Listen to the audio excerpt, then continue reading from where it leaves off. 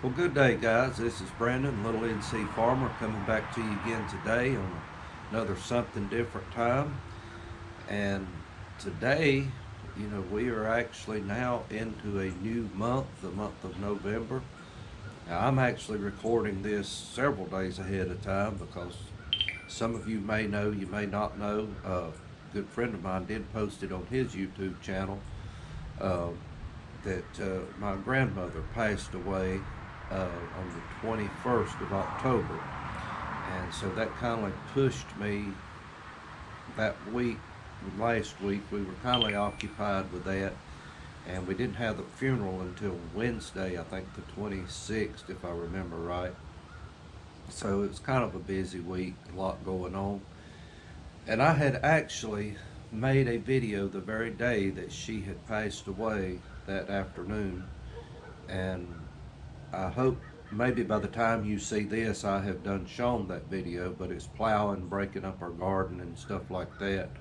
And I did get some little clips out over that weekend, but they were short, and I really didn't have a lot of time to devote my editing and getting that ready, uh, with everything else that was going on.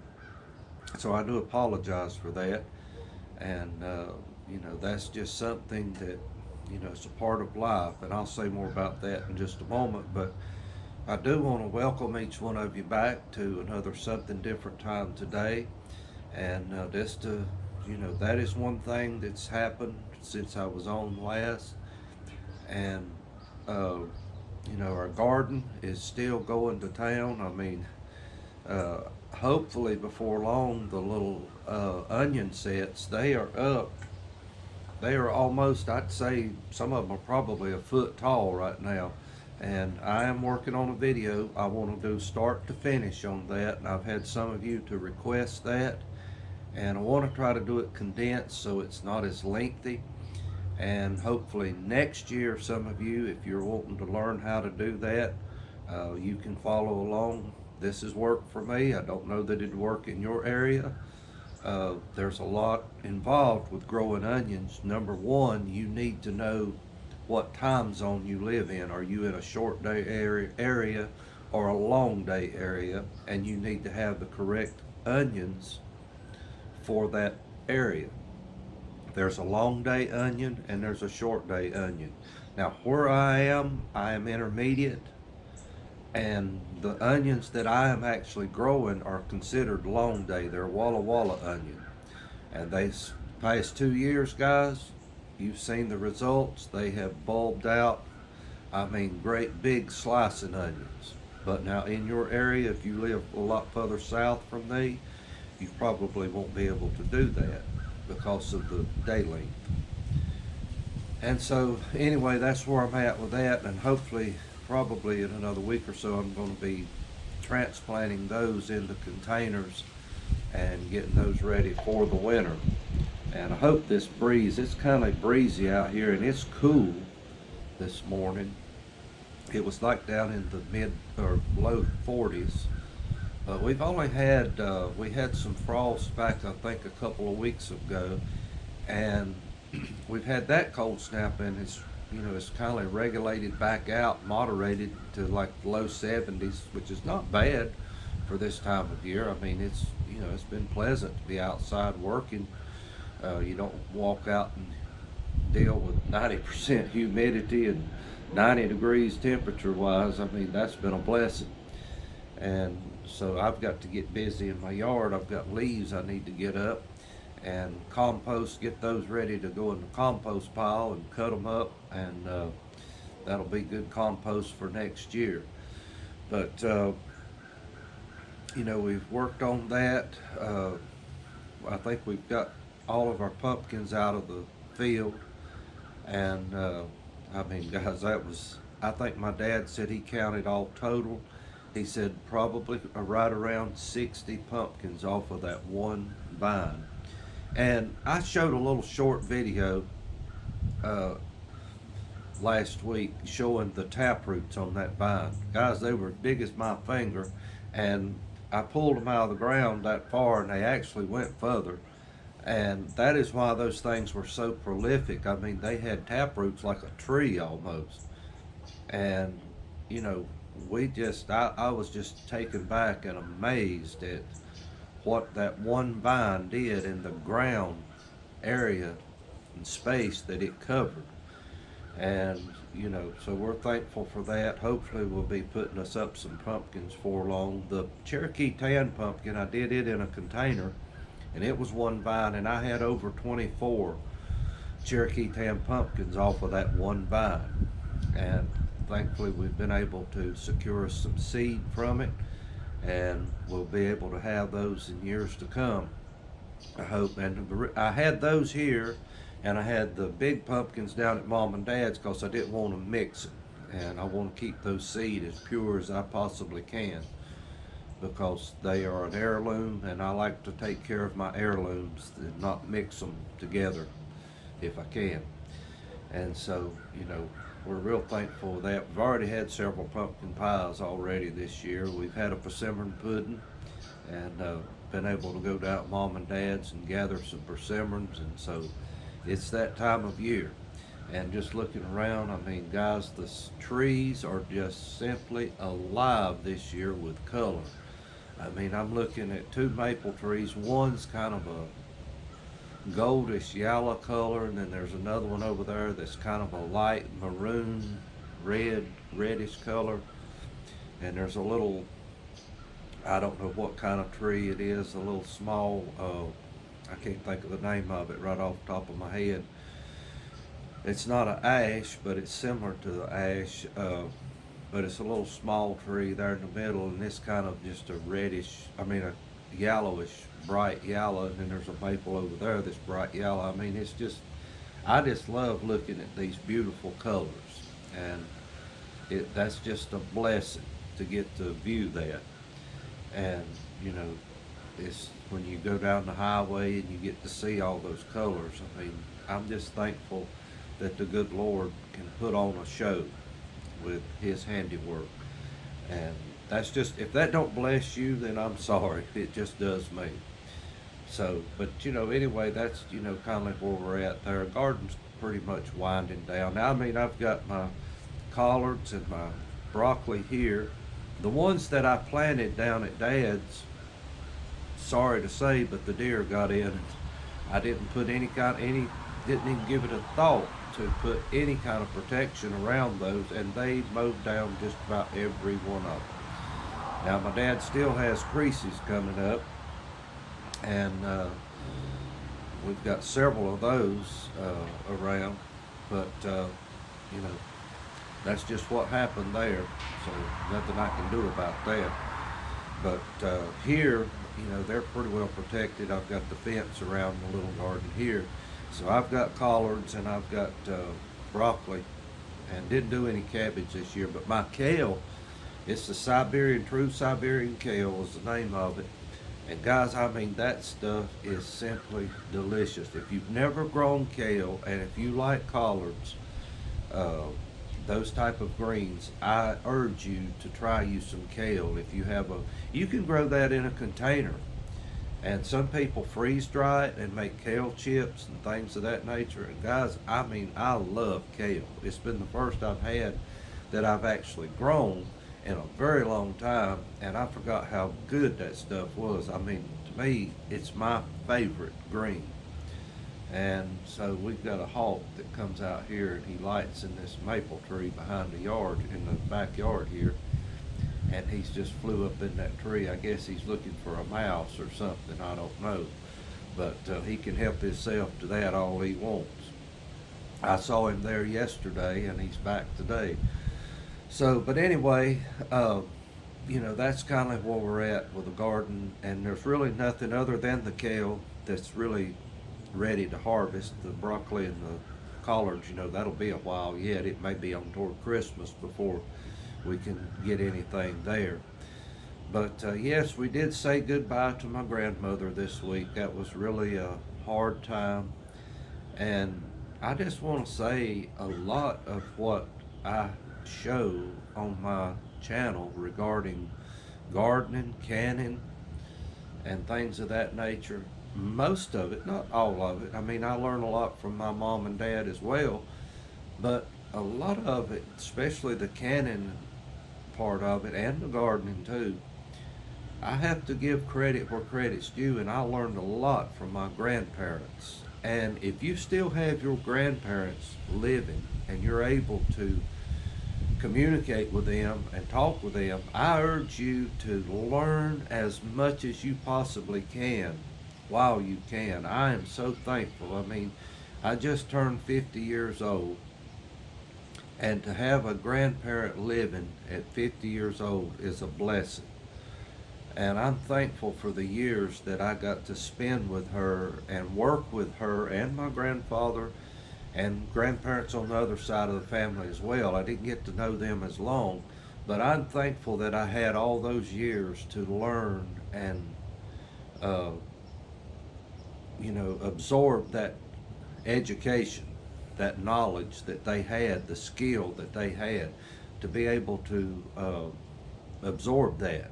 And nobody can take that from you. And I urge you to do that if you have, and it don't just have to be your grandparents. I mean, if you know some elderly people or some people that's up in years and got a lot of wisdom and knowledge about them and they're willing to share that with you, I urge you to try to get with them and learn as much as you possibly can, because you cannot buy education like that. I'll promise you that. And a lot of that comes from the school of hard knocks. And, they've been there and they've done it several times and they know. And so, I urge you to do that. And it was a joy this past week to see family that I haven't seen in a very long time. Some of them were out of town. We had folks here from down around the coast, and I have a cousin that lives up toward the mountains here. And it was just good to see them. It really, the day of her funeral, that was probably the first time our family has really been together in a whole like we were since the pandemic began. And, it was just so good to see each one of them and to have each one of them close. And I just cherished that moment. And the only sad part about it was, and I shared this on my Facebook, was when it was time to leave. That was when it really hit me, because I wanted, as normal as always when we would have a gathering, I wanted to hug my grandmother and tell her goodbye and tell her I loved her, and let her know that we'd be leaving now. And she would always reply the same thing, and she'd always say, "You come back and see me when you can now." And that was probably when it really hit me the most, is when it was time to go. And of course, I mean, I broke down other times as well, but that was the hardest part. That's when I guess you'd say it really got real at that moment. And but it's not goodbye. If they're saved, if they're born again, the Apostle Paul tells us in his word, he said to be absent from the body is to be present with the Lord. And so it's not goodbye, it's good night. I'll meet you in the morning. We used to have a pastor around here years ago, and when he preached a funeral, that was one of his sayings he always liked to say. He said, "It's not goodbye," he said, "it's just good night, and I'll see you in the morning." And so that's pretty much the way I'm going to leave that. And I spent the night with my grandmother many a times, and get up of a morning and, oh me, she would have fried sausage and homemade biscuits and fresh coffee. And I'm here to tell you right now, that would get you out of the bed in a heartbeat. And I've never forgotten that, and still always will remember that. And Lord, it was just wonderful to be at her house on Sunday dinners, but breakfast time was just as good. I'm here to make gravy, that old-fashioned sawmill gravy. I'm here to tell you right now, if you don't know what sawmill gravy is, look it up. I think I've got a video on it, and I think there's other folks done a video on it. But I'm here to tell you, if you've never had sawmill gravy, you don't know what you're missing. And you got to have fat back meat to make sawmill gravy and make it right. And so uh, there's also something called sawmill turkey too. So you just have to look those terms up. I don't have time to get into that today, but you know that's been a tough week, past few days. But you know the Lord will get you through it, and so I just thank Him for that. But I want to get into our topic today, and kind of dealing with family, I guess, just a little bit. And since it's really hit me how much we have missed being around our kinfolk since the pandemic, is really what I call it, began. And it's actually took a stab at tearing down homes. And guys, I just look just around here. I don't know in your areas. Some of you communicate with me through email and whatnot. And I don't know all this going on in everybody's neck of the woods, but I do know what's going on around here. And guys, I just look and see the carnage that's left behind since this pandemic, whatever you want to call it, come to be back in 2020. And I've seen lives destroyed, I've seen homes tore apart, and not to mention the countless folks that have left this life due to the sickness. And that's sad too, and because it is real. I'm not going to deny that. It is a real thing, but there's a purpose behind it, and that truth is really not even, that's something hiding in the shadows that nobody's supposed to know about, but it is what it is. But what really bothers me now is watching those of us that are still here, and I say us, I'm including myself, that are still here, and I watch reactions of people. I watch people. I just watch people's reactions. I watch their countenance, different things. I'm just a watching person. I watch people. And a lot of times I can read through and see what's really going on. Not all the time I'll be exactly right, but most of the time, a lot of times the Holy Spirit will lead you if you'll just listen and be still and listen to Him. He will lead you into what's really going on, and He'll also protect you. He will not lead you into any kind of violent place, so to speak, where it would cause you some kind of injury or whatever. But I watch people and I listen, and I really pay close attention to people's actions, their attitude. Those are just things that I just can't help but notice. And what really bothers me today, I hope I don't, I'm probably going to step on a nerve, but if it does, that's just the way it is. Even in amongst houses of worship, we've just got all kinds of action going on out here today. Birds are flying around. I don't know what's going on out there. But anyway, I can't see. Y'all can see in my background. But even in houses of worship today, I can't help but notice that there's a standoffish crowd that it's always been this way, but I think it's worse now than ever.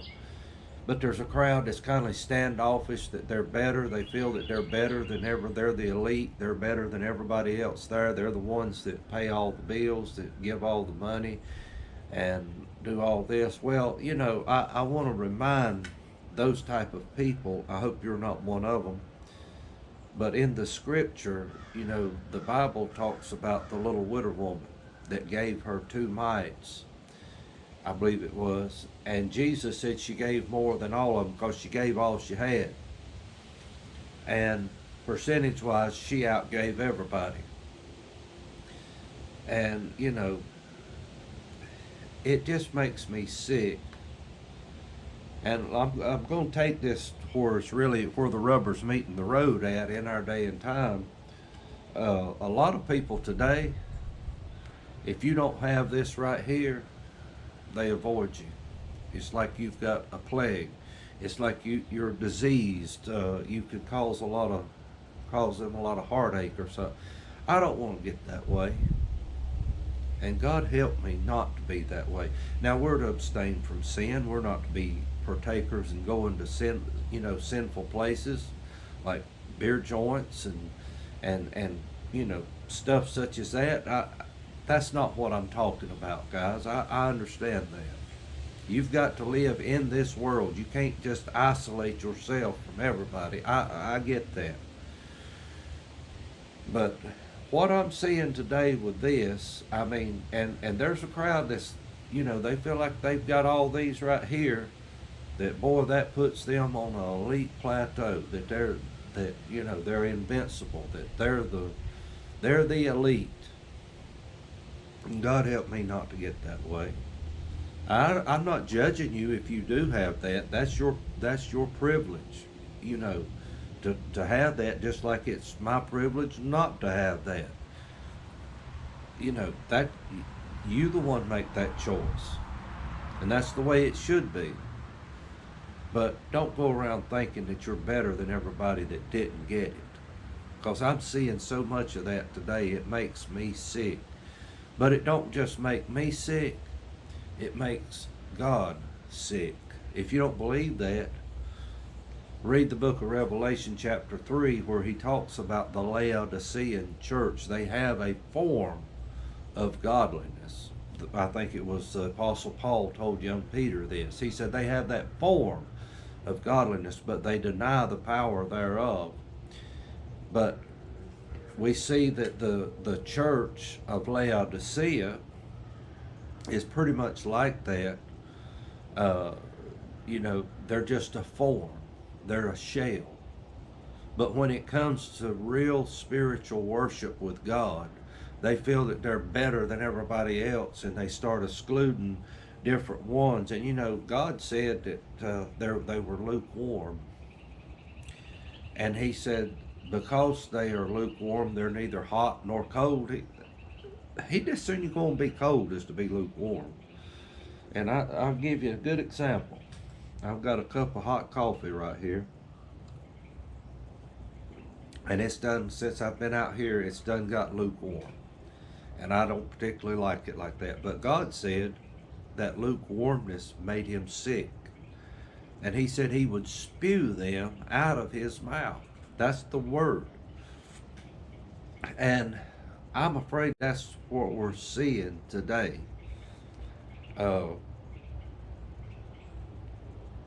In God's eyes, there's not no big I's and little U's. And see, I'm afraid, friend, that's where a lot of people have got today. And it don't just have to be this. It can be other things. I could go on and name a whole host of other stuff. And if I go somewhere, especially to a house of worship, and that spirit's in there, I'm not staying. I'm moving on. I'm sorry. And there's good people there. There's some good people that's going to stay there, and I hate that. That's their choice too.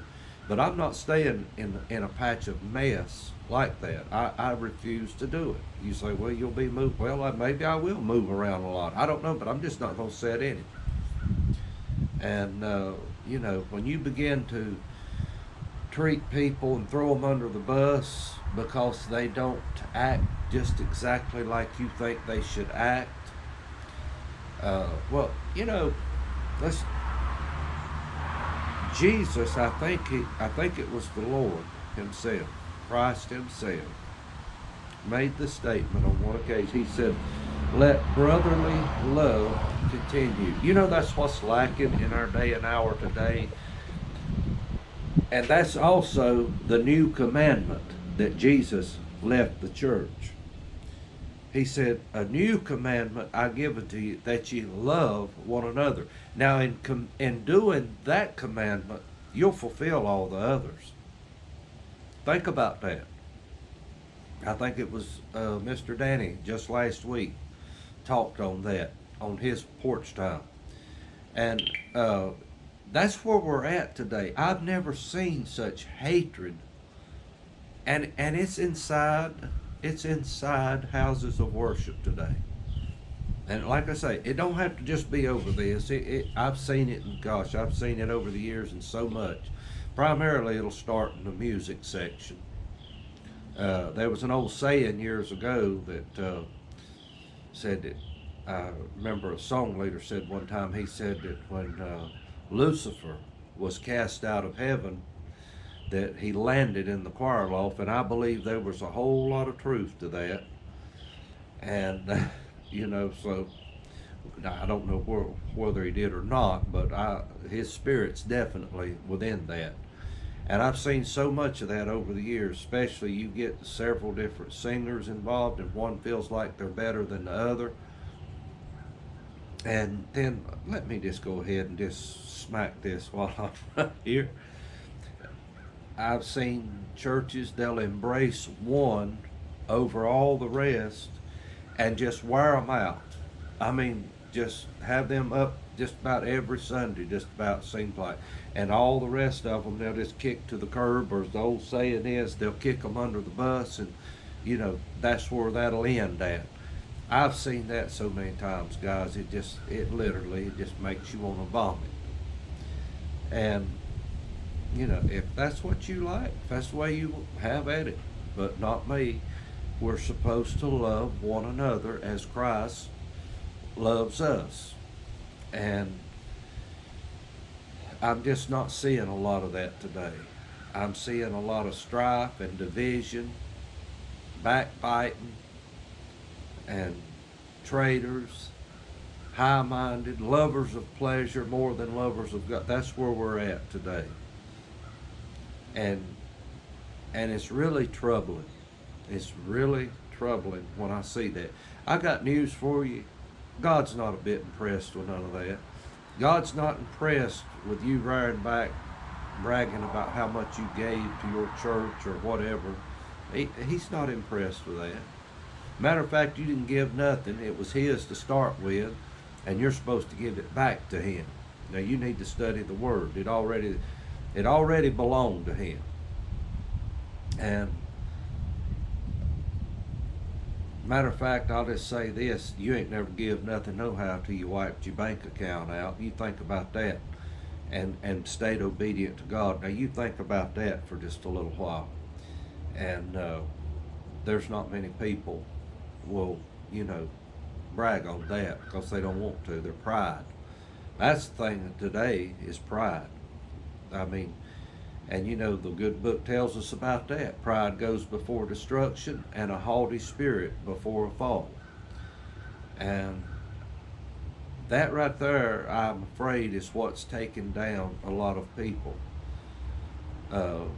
Because they're full of pride. They're worried about what the world's going to think of them, worried about what so-and-so's going to think of them, want to have a better car than so-and-so's got, want to have a better home than so-and-so's got, want to have a better set of clothes. And so I'm not interested in that. I'm just interested in just being me. And if you see me, I'm a simple person. I'm just a plain Jane human being. If you walked in my house, there's nothing in there fancy. I promise you that. Now I try to keep it as clean and neat. Right now it's a disaster almost with not being here, with my grandmother and other things that I've been attending to. And I've kind of neglected stuff, and it needs a good cleaning right now. But today, Lord willing, I'm going to get in this yard and work on it because I've got leaves like crazy out here. But it's nothing fancy in there. I mean, it's dated. You would think you were walking back in the 1970s probably if you walked into my home. I mean, I'm just not going to spend a lot of money on things right now that I can't afford. But I try to take care of it and maintain it as best I can. And we just do. But there's people will just literally put themselves in debt over their head that they can't even see daylight just to try to impress somebody else that could that don't give a flying rip about what they have. And I'm done trying to impress people, because you can't. Matter of fact, you can't even impress God. We're not supposed to impress God. We're supposed to worship God. We're supposed to show our love and adoration to God, and Him alone too, by the way. And so, that's who we should be pleasing.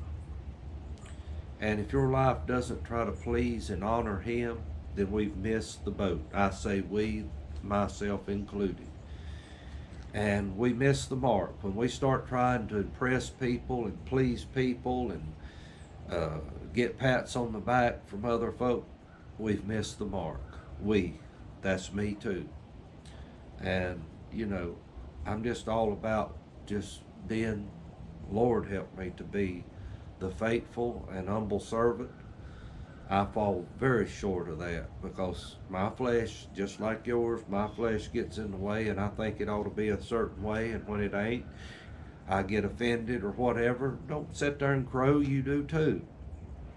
And so that's just when I just have to say, yes, Lord, your will be done and not mine.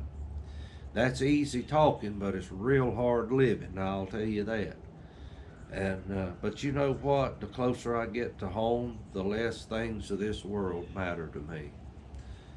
And it's all about seeing Him. And matter of fact, I've got a lot more now on the other side than I'll ever have here.